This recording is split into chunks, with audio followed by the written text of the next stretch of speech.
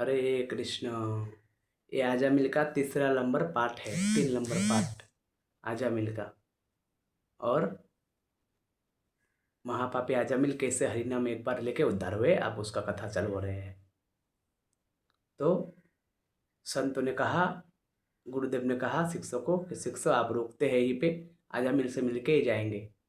उतना देर में महाराज आजामिल 2:30-3 बजे आ गए। और जैसे आए तो देखे क्या कि कहीं हरे कृष्ण नाम चल रहा है, कहीं कीर्तन भजन चल रहा है, कहीं शंख करताल ढंग मृदंग बज रहा है। आहा, ये कहाँ से आ गया संत का मंडली। तो अजामिल को बड़ा क्रोधित हो गए। आते ही अपना टोपला टोपली रखा, चाकू निकाला, कौन है हैं? आके देख रहे अपना महल के, अपना घर के अंदर ही कोई एक रूम पे साधु संत लोग बैठ के भगवान का कीर्तन भजन कर रहा है। तो बोला मुझे तो कीर्तन भजन से तो बड़ा नफरत है, साधु संत से नफरत है आजामिल को। तो वो चीखने चिल्लाने लगे, तुम लोग कौन हो, कहाँ से हो, एक भी नहीं बचोगे, सबको मार दूंगा, तुम लोगों का सब कुछ लूट लूंगा, तुम लोगों का इतना दुस्साहस, हाँ तुम लोग मेरे घर में आ गए। और एक चिल्ला मिल्ले सुन के आजामिल का पत्नी जो वेश्या थे उनको नींद से जाग गए वो। और जागते ही दौड़ के भाग के आया आजामिल के पास, आके बोला रुको रुको रुको। आजामिल ने बोला कि कौन है ये सब, और तुम्हें पता नहीं, मैं साधु संतों को देख भी नहीं पाता हूँ, मैं सीधा उसे मार देता हूँ और उसका सब कुछ छीन लेता हूँ, तुम्हें पता नहीं। ये लोग को जल्दी से बोलो यहाँ से जाने के लिए, नहीं तो मैं इसको मार दूंगा। तो आजामिल ने पत्नी बोला कि ठहरो ठहरो पतिदेव ठहरो, ये लोग यहाँ नहीं आए हैं, ये लोग को मैंने बुलवा के यहाँ रखवाया। बोला क्यों? उन्होंने बोला देखो, ये लोग तो कहीं और जा रहे थे, वृंदावन जा रहे थे, मथुरा जा रहे थे, तो इसी रास्ता से जा रहे थे, मैंने रुकवाया। बोला क्यों रुकवाया? बोला मैंने इसलिए रुकवाया कि अभी मैं गर्भवती हूँ, ये लोग का हरिनाम सुनूंगा तो मुझे थोड़ा सा शांति मिलेगा, संतान होगा, अच्छा संतान होगा, इसलिए मैं थोड़ा सा संकीर्तन सुनने के लिए ये लोग को रुकवाया। आप देखो आजामिल से ऐसे, आजामिल का नाम सुनकर सारा लोग, सब लोग डरते थे, लेकिन आजामिल खुद पत्नी से डरता था, वेश्या से। 2 कारण से डरते थे। एक तो उनके शरीर से प्रेम था, और दूसरे कारण ये था आजामिल का कि भाई ये चला गया तो मेरा संसार छूट जाएगा, फिर मुझे क्या, कैसे क्या करूँगा, 9 बच्चा है, दूसरा वाला पेट में चल रहा है, 10 नंबर वाला बच्चा। तो ऐसे करके आजामिल ने पत्नी से बहस किया नहीं, बोला ठीक है, ये लोग को बोलो मैं सुबह उठूँगा उससे पहले ये लोग चला जाए, ऐसे करके कहा। तो आजामिल को कहा संतों ने, गुरुदेव ने, कि देखो आजामिल, हमने आपका घर में ठहरा, खाया पिया, रहा, कीर्तन भजन किया, तो शास्त्र कहता है कोई साधु संत घर में आके अगर प्रसाद पाले, भजन करे, तो उसको कम से कम भी, जितना भी कम हो सके, कम से कम धन देना चाहिए, 11 रुपया हो, 21 रुपया हो, कोई भी साधु संत हो, अगर आपको उसको प्रसाद खिलाया घर में तो दक्षिणा देना चाहिए। राजा हरिश्चंद्र ने तो दान में दे दिए इसी विश्वामित्र को अपना राज्य, लेकिन भिखारी क्यों बने? दान देने से नहीं बना।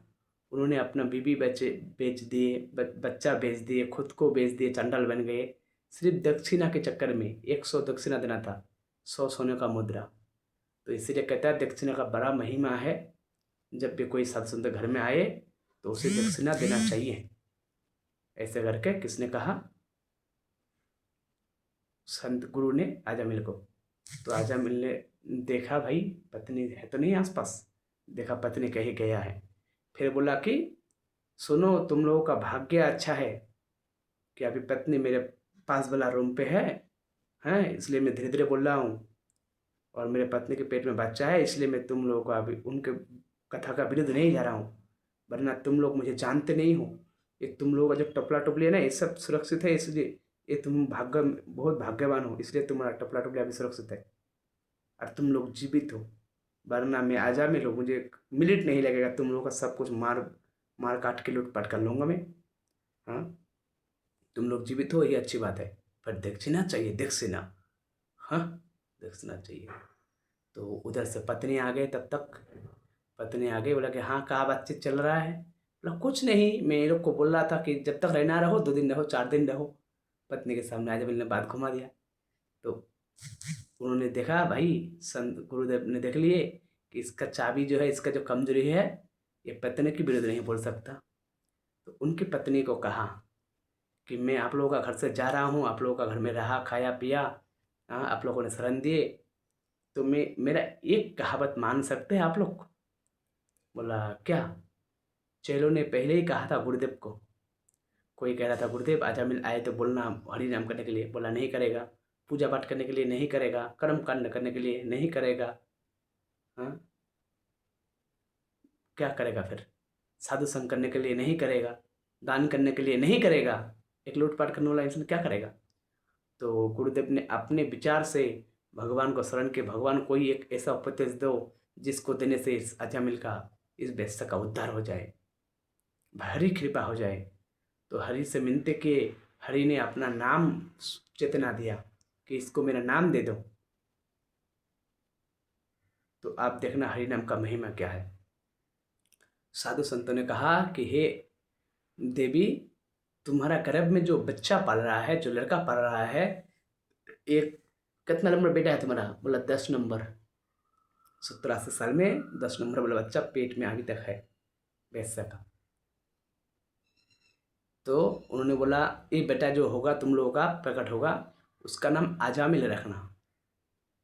बोला आजामिल, सॉरी, आजामिल को बोला, और उस बच्चा को तुम्हारा जो बेटा होगा उसका नाम नारायण रख देना। इतने से मैं तुम लोगों से हाथ जोड़ के मांग रहा हूँ। तो उन्होंने कहा ठीक है, रख देंगे, कोई बात नहीं बाबा। और फिर बाबा लोग सुबह हुए, निकल पड़े, और कुछ दिन गए। आजामिल का एक सुंदर सा एक बालक हुआ, क्यों क्योंकि उन्होंने संतों ने आशीर्वाद दिया, भगवान से विनती की, तो एक सुंदर सा बालक हुआ। ओह, नाम नारायण रखे ना रखे, देखने में ही नारायण जैसा लग रहे थे, सुंदर बालक जैसे बाल गोपाल। तो उसको पत्नी को याद आया, सुनो जी, साधु संत ने बोल के गया था कि इसका नाम नारायण रखना है, और कोई पंडित पुजारी तो घर पे आएगा भी नहीं नाम रखने के लिए आपके डर से। तो हम लोग उसी साधु का कहना मानते हैं, नाम रख दिया नारायण। नारायण जैसे नाम रखा, तो महाराज क्या हुआ, आजा मिला, उम्र भी हो चुके थे, बहुत लूटपाट किए जब तक जोश थे। और फिर छोटे से बच्चा हुआ तो उसके साथ खेलने में आजामिल व्यस्त हो गए, बिजी हो गए। अब तो आजामिल इससे खेल, आजामिल ये खा ले, आजामिल ये कपड़ा पहन ले।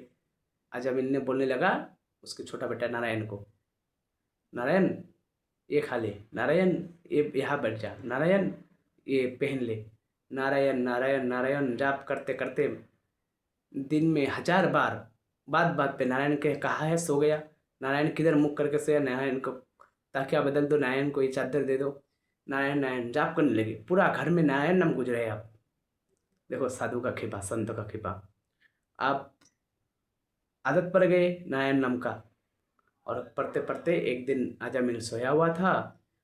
खिड़की, पास में खिड़की थे, तो आजामिल क्या देखा, छोटी सी उसका बच्चा जो है नारायण, वो खेल रहा है। और खिड़की से देखा, भयंकर जमदूत, 4 जमदूत आ गए हैं। किस भयंकर भयंकर काला काला शरीर, पहाड़ जैसा, चट्टान जैसा, दांत बाहर निकला हुआ, बड़ा बड़ा गोल गोल आंखें, बड़ा बड़ा लंबा लंबा केस। तो उन्होंने क्या किया, अजामिल को डर लगने लगा, कँपने लगा। भाई मैं इतना खूंखार हूँ, मुझे डर लग रहा है, तो मेरे बच्चा का क्या हालत होगा? तो उन्होंने सोचा, अजामिल ने सोचा कि मैं इतना खूंखार हूँ, इतना चंडाल जैसा हूँ, मुझे डर लग रहा है, तो मेरे बेटे को कितना डर लग रहा होगा। बोला बेटा नारायण भाग, बेटा नारायण भाग। अजामिल का पापा घड़ा भर चुके थे, जमदूत लेने आ गए थे। पर अंत समय में उसे नारायण का याद आया। वो बच्चा के बहाने पे नारायण को पुकारने लगे, नारायण भाग जा, तू भाग जा यहाँ से। जब ऐसे बोलने लगे, तो नारायण ने सुना भाई कौन पुकार रहा है मुझे। देखा ध्यान करके कि जमदूत ले जा रहे हैं, आजामिल को लेने आए हैं। तो उन्होंने तत्काल दूत भेजे, 4 दूत, विष्णु दूत आया, स्वयं भगवान विष्णु जैसा, चतुर्भुज, शंकर चक्र गदा सब। तो एक तरफ अजामिल के एक साइड में 4 विष्णुदूत थे और एक साइड में जमदूत, जो आधा प्राण खींच लिया था किसका, अजामिल का। अजामिल जिंदा भी नहीं था, मरा भी नहीं था, बस मरने के वाला ही था।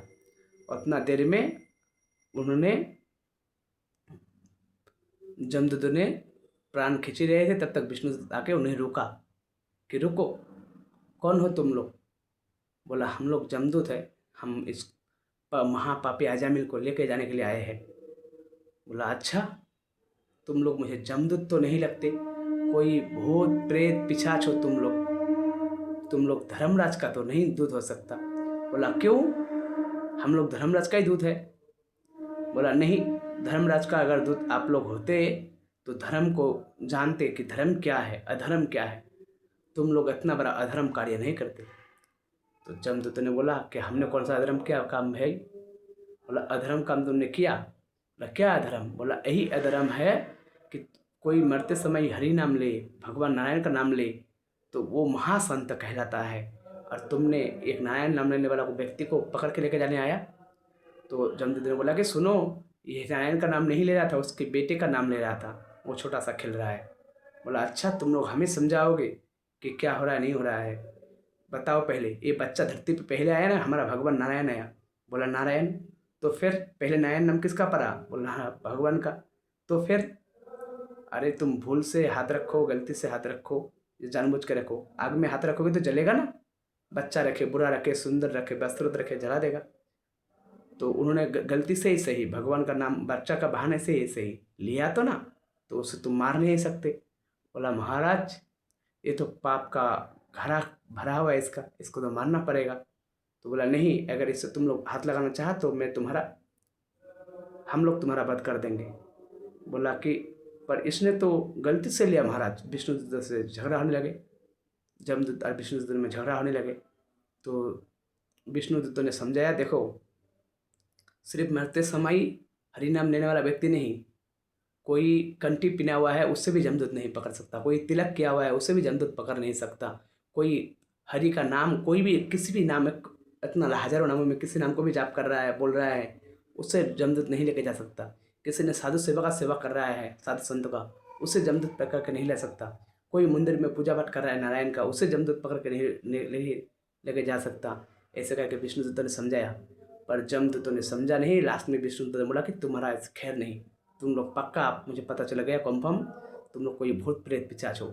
वो जमदूतों को पीछा करने लगे। जमदूत एक एक करके भाग जमलोक जाके जमराज ने पूछा कि क्या हो भाई, अजमीर को क्यों नहीं लाए। चित्रकूट ने पूछा। बोला महाराज पहले पानी पिलाओ, हम खुद अपना प्राण बचा के आए, ये कम है क्या। बोला हुआ क्या। बोला गलती से हम लोग जिसको लेने गए थे वो नारायण भक्त निकला, मरते समय नारायण नाम कर लिया, सारा जीवन पाप किया, 99 पाप किए, एक बार नारायण नाम किए। और विष्णुदूत ने हमें रोका। जमराज ने बोला अच्छा किया, उस तरह का नहीं किया, नहीं तो मेरा भी ड्यूटी चला जाता, मेरा कुर्सी भी छीन जाता। चलो आगे से याद रखना, लिख लिया ना किस किस को नहीं धरती से लेकर आना है। बोला हाँ लिख लिया। जो तिलक पहनेगा, कंठी पहनेगा, साधु सेवा संतों का सेवा करेगा, मंदिर में भगवान का पूजा पाठ करेगा, उसे हमको पकड़ के नहीं लेना है। बोला अच्छी बात है। आप ये अजामिल को फिर प्राण वापस मिल गए। अजामिल ने सब कुछ देखा, भाई ये तो चमत्कार हो गया। फिर वही अजामिल संसार को त्याग करके, बीवी बच्चा सबको त्याग करके, मुंह त्याग करके हरिद्वार में जाके रोज नहाते और वो हरि नाम जाप करते। उसका मृत्यु समय तो आ गए थे, पर भगवान ने कुछ साल उसको ज़्यादा दिया, जा तो अपना प्रायश्चित कर ले पाप का। और उन्होंने क्या किया, रोज बहुत ज़्यादा हरि नाम करने लगे। करते करते फिर एक दिन दिव्य विमान आया हरिद्वार में, और शरीर त्याग किए। देखा अजामिल ने वही दिव्य विमान, उसको हाथ जोड़ के विष्णुदूत ने बोला चलिए आपका वैकुंठ जाने का समय हो गया है। और कुछ साल, 1-2 साल जाप किए, सारे पाप नष्ट। एक बार कृष्ण नामे जो तो पाप हो रहे, जीवर के साथ तो पाप करे, तो हरि नाम करके उद्धार पाया अजामिल महापापी। फिर उस रात में बैठ के सीधा बैकुंठ धाम, ब्रह्मा जी, शिव जी, इंद्र, सूर्य, चंद्र सब फूल बरसाने लगे। महापापी सिर्फ हरि नाम से उद्धार हुए। उस इस हरि नाम का महिमा सभी देवता लोग जानते हैं, इसलिए सब हरि के शरण में रहता है, हरि की पूजा पाठ करते हैं, हरि की नाम जाप करते हैं। बस हमें और आपको समझ में नहीं आता हरि नाम। राधे राधे। हरि नाम जाप कीजिए, अपना जीवन का कल्याण कीजिए। राधे श्याम।